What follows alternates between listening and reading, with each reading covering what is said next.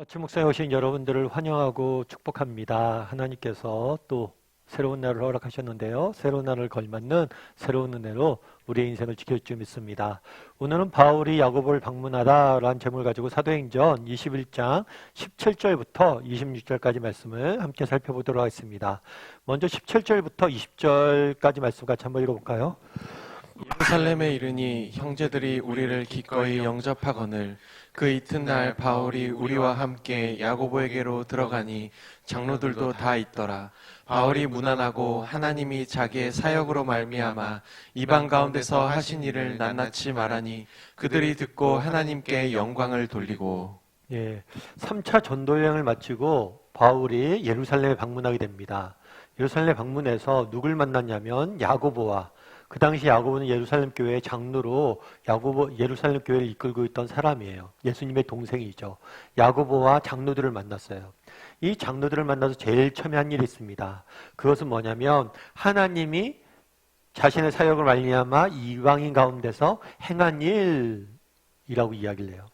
바울이 자신의 사역을 보고하지 않았어요. 자신을 통해서 하나님께서 어떻게 일하셨는지.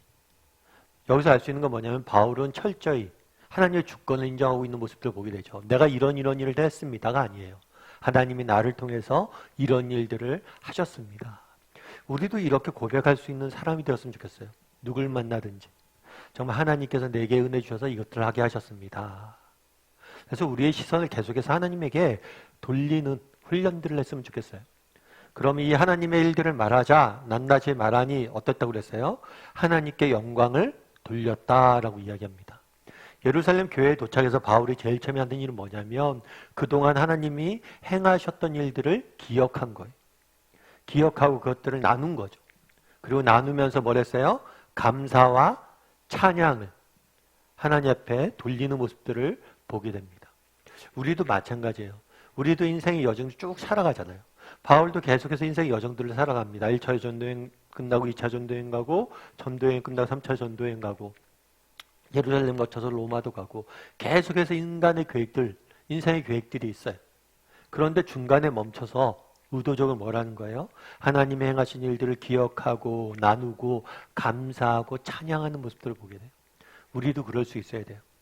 우리도 일상을 멈추고 정말 하나님께서 우리에게 행하신 일들을 기억하고 감사할 수 있어야 되는 거예요. 제가 최근에 어떤 신문 기사를 읽었는데 코로나가 진행된 다음에 코로나로 해서 우리가 많은 사람들 만나지 못하잖아요. 홀로 집안에 있는 시간들이 많아지잖아요. 그러다 보니까 우울증에 걸린 사람들이 많아진다고 그러더라고요.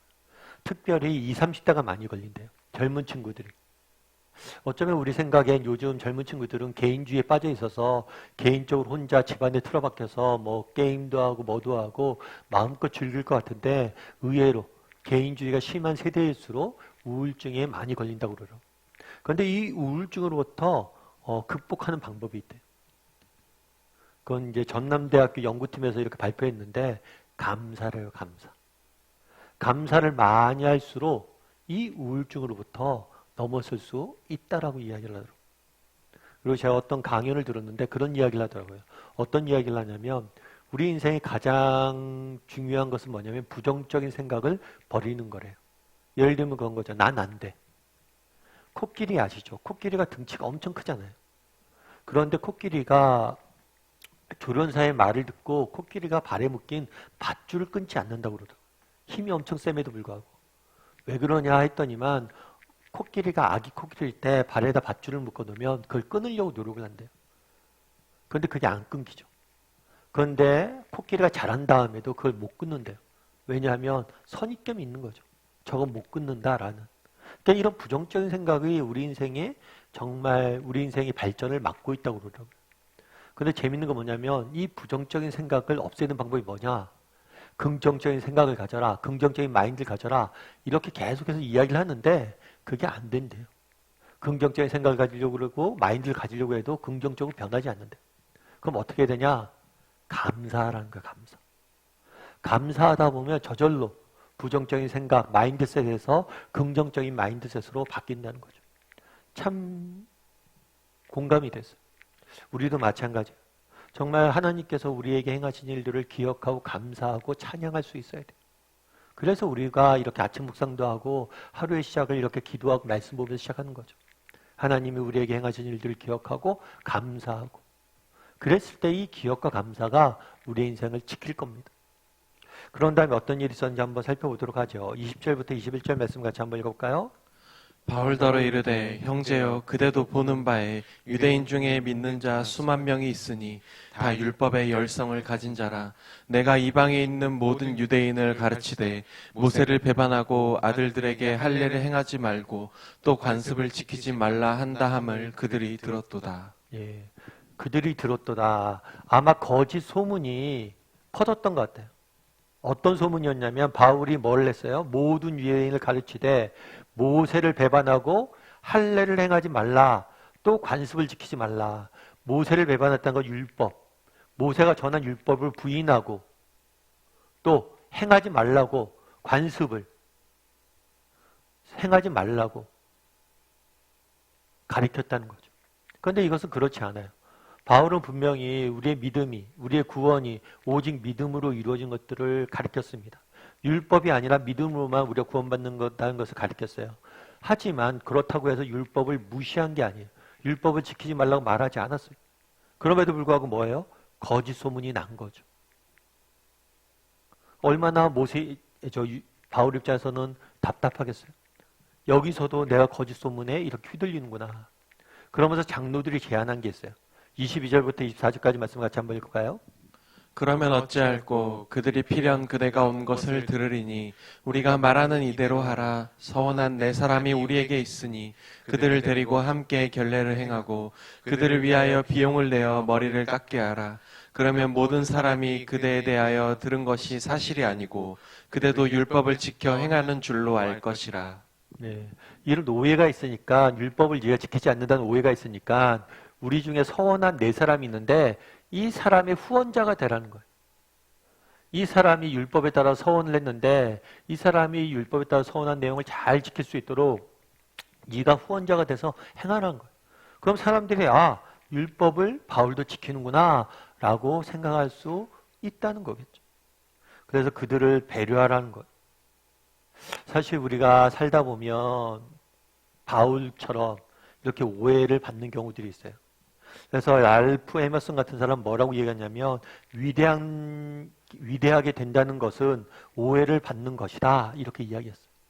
다르게 얘기하면 우리가 이 땅을 살면서 선한 일을 하거나 열심히 살려고 노력하다 보면 이런 오해나 이런 거짓들로부터 이렇게 흔들릴 때가 있다는 거예요.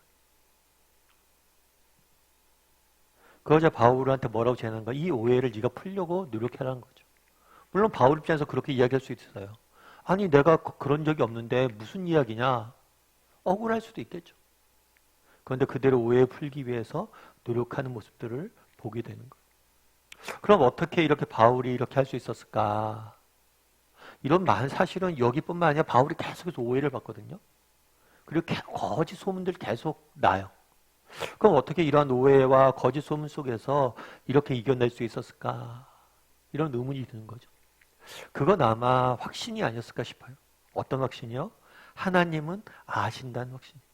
하나님은 아신다. 세상 사람들이 이런 이야기하고 이런 이야기하고 이런 이야기하지만 하나님은 아신다. 그런 확신이 있었던 것 같아요.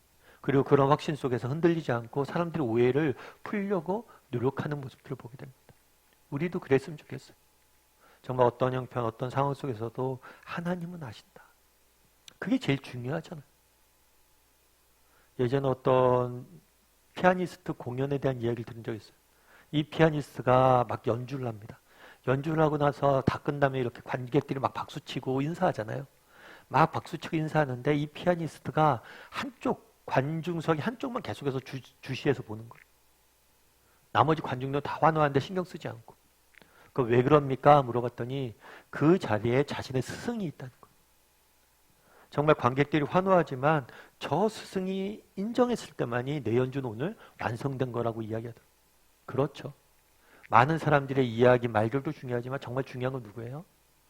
스승, 한 사람일 수 있다는 거예요. 저도 예전에 국제제자훈련회 할 때 옥하는 목사님이 가끔 이렇게 지나가다가 양 목사 참 요즘 고생이 많다. 이번에 한 거 봤는데 잘했더라. 이렇게 칭찬 한마디 들으면 정말 한 학기를 살아갈 힘이 나더라고요. 우리 하나님이 아시죠. 때로는 우리가 세상에서 오해받을 때 있고 세상에 정말 거짓된 이런 이야기를 들을 때가 있지만 늘 기억해야 될 게 있어요. 그건 뭐냐면 하나님은 아신다는 거. 그리고 하나님이 다 갚아주실 것이다.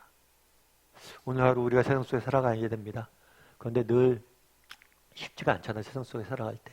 근데 우리 가운데 확신했으면 좋겠어요. 뭘 확신하면 좋아요? 하나님이 아신다. 그 사실을 확신하고 오늘 하루 정말 세상 속에서 여러 가지 힘든 일이 있어도 우리 하나님이 아신다. 갚아줄 것이다. 이런 믿음으로 살아가는 저와 여러분이 되길 소원합니다.